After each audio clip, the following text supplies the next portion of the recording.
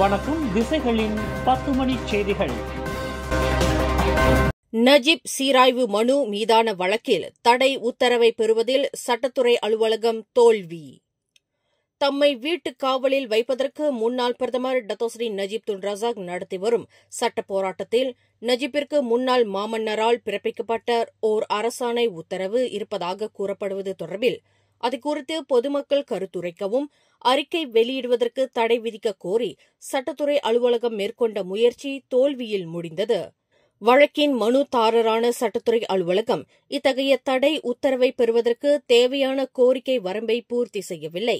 எனவே சட்டத்துறை அலுவலகத்தின் மனு நிராகரிக்கப்படுவதாக கோலாலம்பூர் உயர் நீதிமன்ற நீதிபதி ஆலிஸ் லாக் யீ சிங் தமது தீர்ப்பில் தெரிவித்தார். இந்த தடை உத்தரவு நியாயமான விசாரணைக்கு இடையூறு ஏற்படுத்துவதை தடுக்கும் என்று தாம் கருதவில்லை என்று நீதிபதி சுட்டிக்காட்டினார்.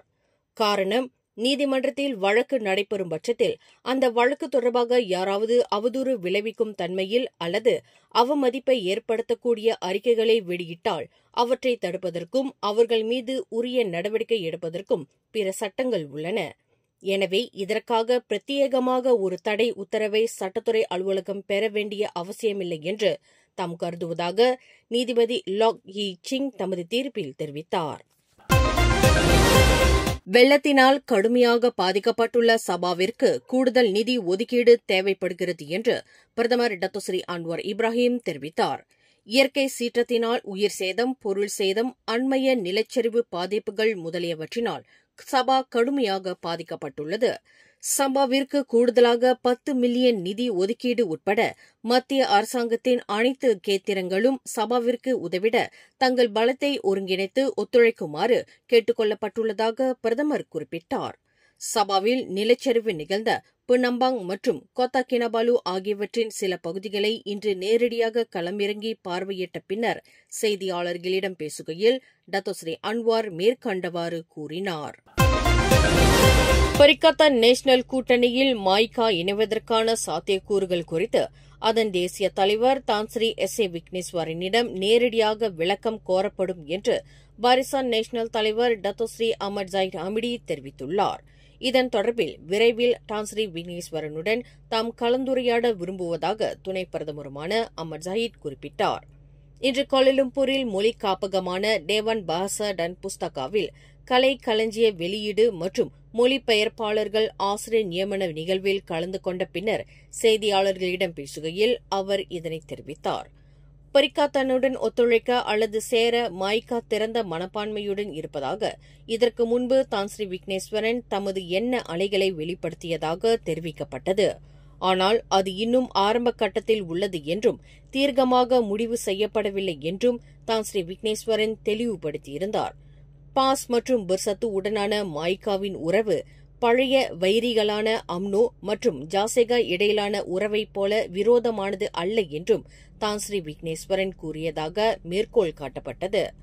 பாஸ் மற்றும் பிர்சத்துவின் தலைமையுடன் மாய்கா முன்பு எந்த பிரச்சினையும் இல்லாமல் பணியாற்றியுள்ளது என்றும் அவர் குறிப்பிட்டிருந்தார். கடந்த செப்டம்பர் 12ஆம் தேதி பாஸ் துணைத் தலைவர் டத்தோஸ்ரீ துவான் இப்ராஹிம் துவான்மாட் பல கட்சிகள் பரிக்காத்தானையில் சேர விருப்பம் தெரிவித்ததாக கூறினார். ஆனால் அவை பாரிசான் நேஷனல் உறுப்பு கட்சிகளை உள்ளடக்கியதா என்று கேட்டபோது அவற்றின் பெயரை கூற அவர் மறுத்துவிட்டார். நாளை சனிக்கிழமை கோலாலம்பூர் மாநகரில் 2026 மலேசியாவிற்கு வருகை தரும் ஆண்டை முன்னிட்டு சாரோங் மியூசிக் ரன் 2025 எனும் இசைப்பயண நிகழ்வையொட்டி 10 சாலைகள் மூடப்படுகின்றன. பிற்பகல் 3 மணியளவில் கோலாலம்பூர் KLCCயில் தொடங்கும் இந்த நிகழ்வில் சுமார் 15,000 பேர் பங்கேற்பார்கள் என்று எதிர்பார்க்கப்படுகிறது. பிற்பகல் 3 மணி முதல் 10 சாலைகளும் கட்டம் கட்டமாக மூடப்படும் என்று கோலாலம்பூர் போலீஸ் துணைத் தலைவர் டத்து முகமது யூசுப் ஜான் முகமது தெரிவித்துள்ளார்.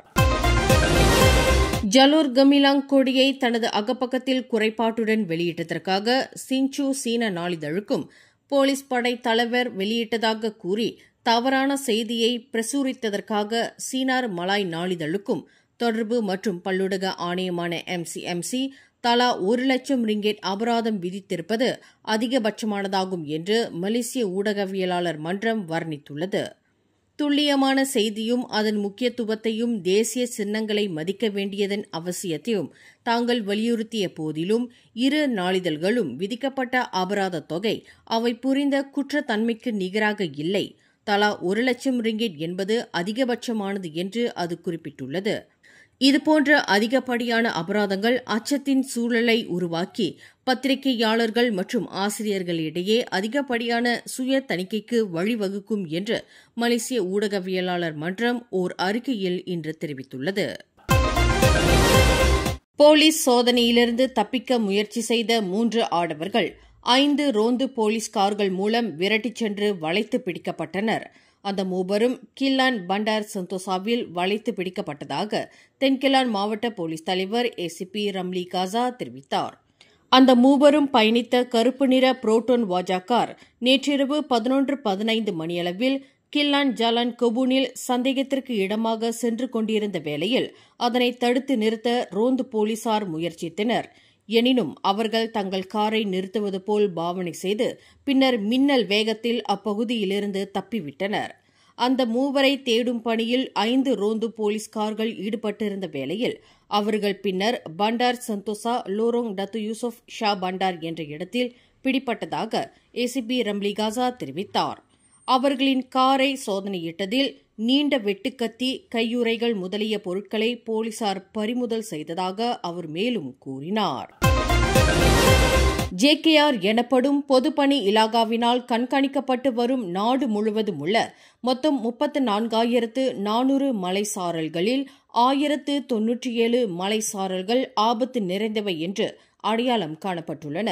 சபாவில் 4178, சரவாக்கில் 2686 மற்றும் லாபுவானில் 181 மலைசாரல்களை தவிர தீபகற்ப மலேசியாவில் மொத்தம் 27,072 மலைசாரல்கள் இதில் அடங்கும் என்று பொதுப்பணித்துறை அமைச்சர் டத்தோஸ்ரீ அலெக்சாண்டர் நந்தாலிங்கி தெரிவித்தார். ஆபத்து நிறைந்த மலைசாரல்கள் குறித்து பொதுப்பணி இலாகா பல்வேறு மதிப்பீடுகளை கொண்டுள்ளது. இவற்றில் எந்த நேரத்திலும் சரிந்து விழலாம் என்ற மதிப்பீடுகளை கொண்ட மலைச்சாரல்களும் அடங்கும் என்று 2025 மற்றும் 2026 ஆண்டுக்கான வடகிழக்கு பருவமழையை எதிர்கொள்வதற்கு பொதுப்பணி இலாகா முன்னெடுத்து வரும் ஆயத்த நடவடிக்கைகள் பற்றிய விளக்கமளிப்பு கூட்டத்தில் அமைச்சர் அலெக்சாண்டர் நந்தாலிங்கி இதனை தெரிவித்தார். கில்லான் பண்டார்பாரு கிளாங்கில் ஒரு கொண்டோமினியம் வீட்டில் நேற்று வியாழக்கிழமை நள்ளிரவு ஆடவர் ஒருவர் தனது காதலியை கண்மூடித்தனமாக தாக்கிய சம்பவம் பொறாமையினால் விளைந்ததாகும் என்று சந்தேகிக்கப்படுவதாக வடகில்லான் மாவட்ட போலீஸ் தலைவர் ஏசிபி எஸ் விஜயராவ் தெரிவித்தார். இந்த தாக்குதல் குறித்து மாலை 4:35 மணிக்கு போலீஸ் புகார் பெறப்பட்டுள்ளது. கைகளினால் அந்த ஆடவர் தனது காதலியை தாக்கியுள்ளார். இதில் 29 வயது பெண் காயமடைந்துள்ளார். சம்பவத்திற்கு பிறகு தலைமறைவாகிவிட்ட அந்த பெண்ணின் 30 வயது காதலனை போலீசார் தேடி வருவதாக விஜயராவ் குறிப்பிட்டார். சம்பந்தப்பட்ட பெண் மற்றொருவருடன் தொடர்பில் இருப்பதாக சந்தேகித்துள்ள அந்த ஆடவர் வன்முறையில் ஈடுபட்டுள்ளார் என்று இன்று வெளியிட்ட ஒரு அறிக்கையில் விஜயராவ் தெரிவித்துள்ளார். அந்த ஆடவர் தனது காதலியை தாக்கும் காட்சியை கொண்ட காணொலி சமூக வலைதளங்களில் வைரலாகி இருப்பதையும் அவர் சுட்டிக்காட்டினார். நாட்டின் முக்கிய சுற்றுலா தலங்களில் ஒன்றான லங்காவி தீவில் அண்மைய மலேசிய தின கொண்டாட்டம் தற்போதைய பள்ளி தவணை விடுமுறை காலத்தில் சுற்றுப்பயணிகளின் எண்ணிக்கை 39 விழுக்காடு வரை சரிவு கண்டிருப்பதாக கூறப்படுவதை ஆட்சிக்குழு உறுப்பினர் ஒருவர் மறுத்துள்ளார். இது அடிப்படையற்ற குற்றச்சாட்டு என்றும் விமான நிலையம் மற்றும் இதர அதிகாரத்துவ தரவுகளின்படி இந்த குற்றச்சாட்டு முரணானது என்றும் கிடா மாநில சுற்றுலா, கலை, கலாச்சார ஆட்சிக்குழு உறுப்பினர் டத்தோ சாலே சைடின் தெரிவித்தார். கடந்த செப்டம்பர் 11 மற்றும் 12 ஆகிய தேதிகளில் தொடங்கிய பள்ளி தவணை விடுமுறையில் சுற்றுப்பயணிகளின் எண்ணிக்கை வழக்கத்திற்கு மாறாக அதிகரித்துள்ளது. சுற்றுலா ஏற்பாட்டாளர்கள், ஹோட்டல் நடத்துனர்கள், வாடகை கார் நடத்துனர்கள் மூலம் இந்த தகவலை அறிய முடிந்ததாக அவர் குறிப்பிட்டார். சொத்து தகராற்றில் ஏற்பட்ட அதிருப்தியில் தனது தந்தையை கத்தியால் குத்தி கொன்றதாக ஆடவர் ஒருவர் இன்று கோலாலம்பூர் மஜிஸ்ட்ரேட் நீதிமன்றத்தில் குற்றஞ்சாட்டப்பட்டார். 25 வயது ஷஹீர் முகமது தஸ்னீம் என்ற அந்த நபர் மஜிஸ்ட்ரேட் எஸ் அருண்ஜோதி முன்னிலையில் நிறுத்தப்பட்டு குற்றச்சாட்டு வாசிக்கப்பட்டது. கடந்த செப்டம்பர் 13ஆம் தேதி அதிகாலை 3 மணி அளவில் கோலாலம்பூர் பண்டார் ஸ்ரீ பெர்மைசூரியில் உள்ள ஒரு அடுக்குமாடி வீட்டில் 62 வயது தஸ்னீம் நூர்டீன் என்பவரை கத்தியால் குத்தி கொன்றதாக அந்த ஆடவர் குற்றஞ்சாட்டப்பட்டார். குற்றவாளி என்று நிரூபிக்கப்பட்டால் மரண தண்டனை அல்லது 40 ஆண்டு காலம் சிறை மற்றும் பிறம்படி தண்டனை விதிக்க வகை செய்யும் குற்றவியல் சட்டம் 302 பிரிவின் கீழ் அந்த இளைஞர் குற்றச்சாட்டை எதிர்நோக்கியுள்ளார். கோலாலம்பூர் கம்போங் சுங்கைபாரு குடியிருப்பாளர்கள் அபாயங்களை புரிந்து கொள்ளவில்லை என்று மலேசிய ஊழல் தடுப்பு ஆணையமான SPRM தலைமை ஆணையர் தான் ஸ்ரீ அசாம்பாக்கி தெரிவித்துள்ளார். கம்போங் சுங்கைபாருவின் மறு வடிவமைப்பை சுற்றி பெரும் சர்ச்சைகள் ஏற்பட்டுள்ளன. இதற்கு குடியிருப்பாளர்களுக்கு அபாயங்கள் குறித்த முழுமையான புரிதல் இல்லாமை, நிர்வாக குறைபாடு, வியூக திட்டம் இல்லாதது முக்கிய காரணங்களாகும் என்று அசாம்பாக்கி விளக்கினார். நகர்ப்புற திட்டமிடல், நில பயன்பாடு தொடர்பான பிரச்சினை ஒரு புதிய விஷயம் அல்ல. ஆனால் தற்போதைய அணுகுமுறையின் பலவீனங்கள் மக்களை பலிகடா ஆக்கியுள்ளன என்று அவர் குறிப்பிட்டார். தனது வீட்டின் முன்புறம் அடையாளம் தெரியாத நபர்களால் சிவப்பு சாயம் வீச்சு நடத்தப்பட்டுள்ளதாக சபா மாநில பாஸ் தலைவர் அலி அக்பர் குலாசான் இன்று போலீசில் புகார் செய்துள்ளார். தாம் உட்பட தமது குடும்பத்தினரின் தனிப்பட்ட பாதுகாப்பை உறுதி செய்யும் அதே வேளையில் இதுகுறித்து போலீசார் விரிவான விசாரணை மேற்கொள்வதற்கு ஏதுவாக புகார் அளிக்கப்பட்டுள்ளதாக அலி அக்பர் குலாசான் குறிப்பிட்டார். அதிகாலையில் நடந்த இந்த தாக்குதல் தொடர்பில் கொத்தகினபாலு அலாம் மஸ்ர போலீஸ் நிலையத்தில் புகார் அளித்திருப்பதாக அவர் தெரிவித்தார். மேலும் செய்திகளை தெரிந்து கொள்ள கீழே இருக்கும் பெல் பட்டனை அழுத்துங்கள். உங்கள் மகிழ்ச்சியை வெளிப்படுத்த லைக் மற்றும் ஷேர் செய்யுங்கள். தொடர்ந்து திசைகளோடு இணைந்திருக்க சப்ஸ்கிரைப் செய்யுங்கள்.